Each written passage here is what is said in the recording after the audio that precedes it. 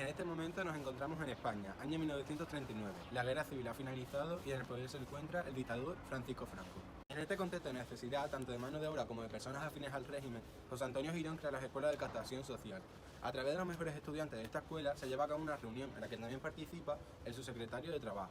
Se crea entonces la formación profesional en España. Más adelante, en 1948, tiene lugar otra reunión, que da lugar a que en 1950 José Antonio Girón proclame en Sevilla: vamos a crear gigantescas universidades. Es entonces cuando se originan las universidades laborales. En un primer momento se crearon las universidades laborales de Gijón, Córdoba, Sevilla, Zamora y Tarragona. En 1957, José Antonio Girón es cesado en su puesto, pues es acusado de destinar demasiado dinero a obra social. Girón es sustituido por Fermín Sanz Orrios, quien decide finalizar con las universidades laborales, terminando las que estaban en construcción, pero no proyectando nuevas universidades. Sin embargo, más adelante varios delegados incluirán en planes de desarrollo otras universidades, dando lugar así a la de La Coruña, Alcalá de Henares, que es la femenina, la de Cáceres, Huesca, Eibar y Cheste. En 1970 se suprime el funcionamiento autónomo de las universidades laborales y estos pasan a ser centros universitarios laborales.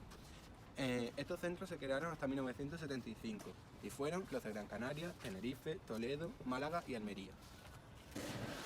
Desde que José Antonio Girón dijo en Sevilla en 1950, vamos a crear gigantescas universidades, comenzaron los trámites para la edificación de las universidades laborales de Sevilla.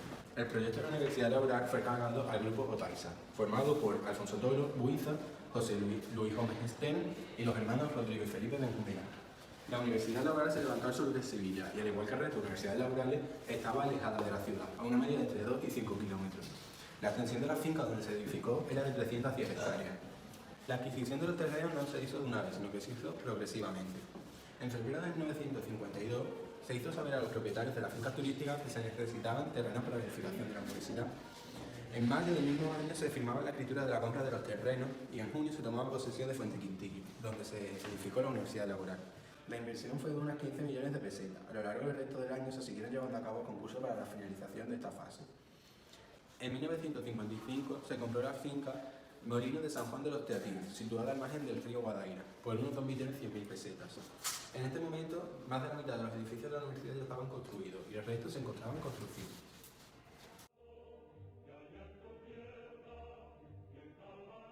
Nos encontramos ante una de las 4 primeras universidades laborales, junto a la de Gijón, Tarragona y Córdoba, que supusieron la aceptación definitiva de la arquitectura del movimiento moderno en España. En nuestra visita a la universidad nos ha acompañado y guiado Sara, personal de secretaría. La mayor joya la encontramos en el sótano del edificio 9. Entre cajas polvorientas no solo se almacenan los planos originales, sino anteproyectos, presupuestos, los planos de instalaciones e incluso el estudio geográfico de la zona. Comenzamos a curiosear estas carpetas tan desgastadas, las cuales nos obligan a retrotraernos en el tiempo.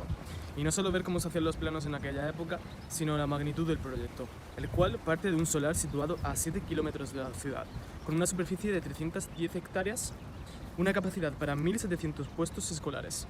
Empezamos a analizar su arquitectura desde el punto más alto del conjunto, la torre mirador, punto focal del conjunto y emblema del cual quedó prófano de una iglesia que jamás llegaría a construirse, no quedando exenta de funciones ya que en su interior se encuentran depósitos de agua de riego y potable, o la emisora de radio, es decir, de alguna manera el paso de la torre de símbolo a elemento funcional implicó la transición del clasicismo hacia la modernidad.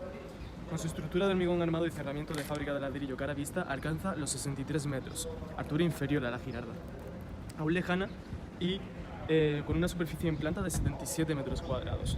Como obelisco, fija la posición del conjunto en el paisaje. Por otra parte, los mayores volúmenes son de uso residencial, cuya configuración permite comprender, casi estructurar, la totalidad del proyecto.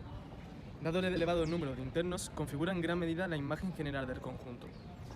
Esa especie de esqueleto tendido sobre el solar. Es posible que el estado incompleto en el que quedó la explanada de acceso contribuyera a desplazar el protagonismo formal a unas piezas concebidas desde un planteamiento completamente funcional.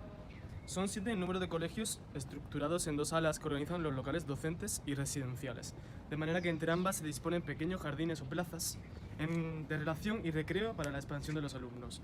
Las zonas docente y residencial quedarían integradas en unidades de mayor tamaño o colegios, consiguiendo así entornos más domésticos que propiciasen la mejor relación entre los alumnos entre sí y los profesores. Cada colegio contaría con un comedor privado para atender a sus 200 alumnos. Por otra parte, la primera versión del proyecto es muy diferente a lo que finalmente se llevaría a cabo.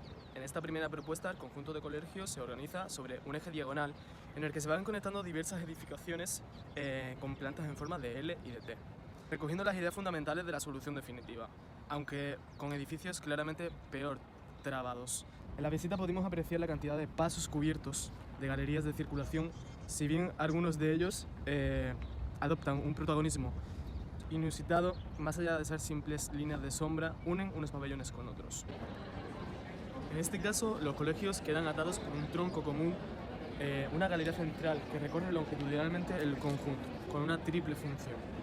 En el subsuelo, a modo de túnel subterráneo y en la mayor parte de su trazado, se convierte en el canal por el que discurren instalaciones de energía, tuberías, cable de alimentación y reparto, cuyos elementos productivos se ubican en el edificio de servicios generales, a nivel del terreno. Cubierta y abierta por los laterales, se convierte en una galería de distribución, una especie de pasillo, paseo o calle central defendida de las inclemencias meteorológicas. Por último, sobre esta, apoya entre dos líneas de pilares, discurre la galería que resuelve el funcionamiento interno de los servicios generales. De otro lado, aparecen simples pérgolas o marquesinas para la conexión de unos edificios con otros. En resumen, la llamativa cantidad de recursos empleados para controlar la severidad térmica sevillana, generando sombras con pérgolas, galerías, porches, voladizos, viseras y abundantes parasoles, muestra la preocupación de los autores por esta cuestión. Finalmente, el proyecto de la Universidad Laboral se comprende en un plan de redacción del conjunto entre 1952 y 1960, siendo el plazo de ejecución de las obras 1954-1965. Un lenguaje moderno generalmente contenido, un racionalismo moderado que rompe claramente en la arquitectura de estos conjuntos, que sin embargo acusan todavía en sus ordenaciones una fuerte axialidad y simetría. Se trata de composiciones excesivamente rígidas que evidencian un academicismo que todavía no había logrado ser completamente superado, si bien todos ellos resultan parte de una puesta en práctica de los principales preceptos del urbanismo promulgado por los CIAM y la Carta de Atenas. La gran sala taller con cubierta de lucernarios dispuestos en forma de diente de sierra, cubierta característica de la arquitectura tradicional, se utiliza como biblioteca de la Universidad Pablo de la Vida. El edificio de talleres conserva a día de hoy su estructura original, muy adecuada por su gran espacio diáfano para la gran sala de lectura y una gran luminosidad natural. La función de los talleres era la de servir como espacio para la formación profesional y técnica de los alumnos. Se contaba también con una serie de laboratorios de aprendizaje e investigación donde los alumnos trabajaron sobre la resistencia de los materiales, sistemas de medición eléctrica y electrónica. El recinto universitario contaba con dos naves de talleres de 17.000 metros cuadrados y acceso para vehículos de carga y descarga. Las naves se caracterizaban por sus grandes estructuras, disponiendo de más de 1.000 puestos de trabajo, donde se realizaban prácticas de mecánica, forja, electricidad, automovilismo y delineantes, entre otros. La nave quedaba contenida entre dos prismas, uno alargado de 2 plantas que contenía las aulas, despachos y servicios, y otro más corto en el que se situaban los cuartos de máquinas, los recintos de instalaciones y las salas de carga y descarga. Las aulas ocupan la planta alta. Se orientan al norte y están iluminadas, además de por la fachada, por un largo lucernario. La enorme nave diáfana de 45 por 165 metros se construye con 7 vigas de cajón ortogonales al pabellón de las aulas, sustentadas cada una por dos soportes gigantes y cuadrúpedos. Dentro del grupo de las universidades laborales se encuentran bastantes similitudes. Se podría diferenciar un primer grupo que considera los talleres como construcciones megalómanas apartadas. En universidades como Gijón, Sevilla, Tarragona y Córdoba, estos conjuntos de talleres ocuparían una posición concreta en la organización general de los proyectos, que aun siendo diferente en cada caso, tendrían como factor común la consideración de estos como piezas de servicio secundarias. Esta teoría matiza la consideración del complejo universitario como una ciudad donde en los talleres la industria ocuparía una posición periférica.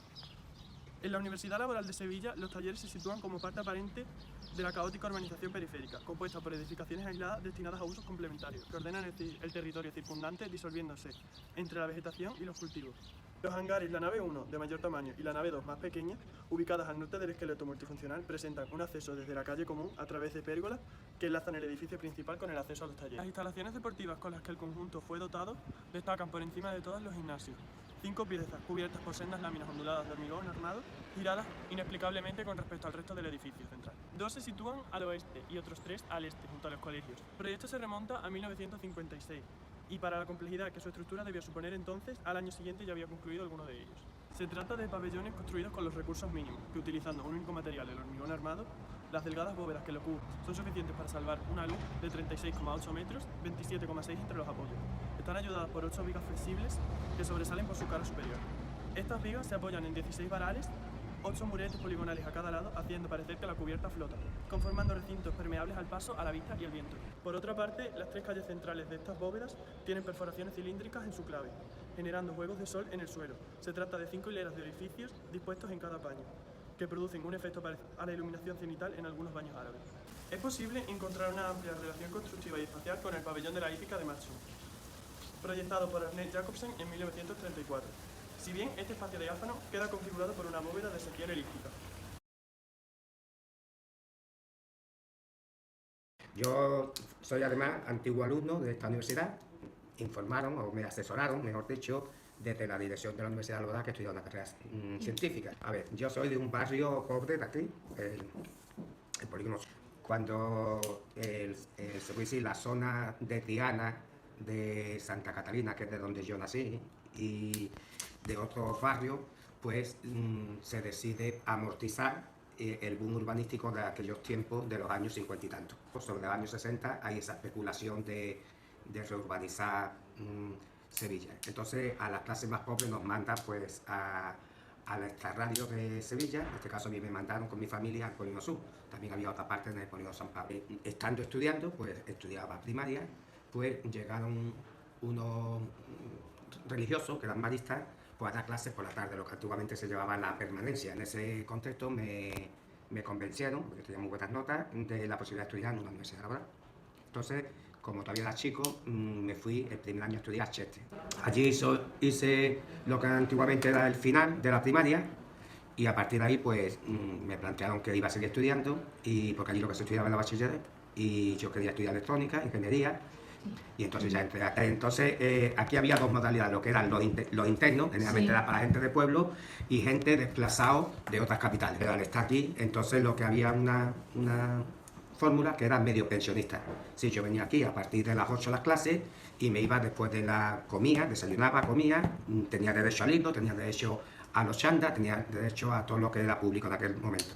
Y después del estudio que era obligatorio, pues a las 5 o a las 6 pues ya me volví a mi casa. En la universidad laboral, pues yo viví la muerte de Franco, sí, en el año 75. Yo terminé en el año, ese año, al año siguiente fue cuando terminé y ya me metí en la universidad. Y bueno, pues ya empezaba pues los movimientos propios de los estudiantes, que eran los que estaban moviendo el cotarro, y los sindicatos. ¿Se veía aquí en la universidad laboral también? Aquí se veía, pero claro. Yo era más chico. Ya. Entonces, siendo joven, tenía más relaciones fuera que dentro, porque aquí estábamos controlados por los salesianos, aunque ya en los últimos años, cuando la universidad laboral pasa de universidad laboral 6, ya no está controlado por los salesianos, ya los salesianos siempre se quedan como profesores espirituales. Entonces, la verdad es que aquí se vive de forma internada.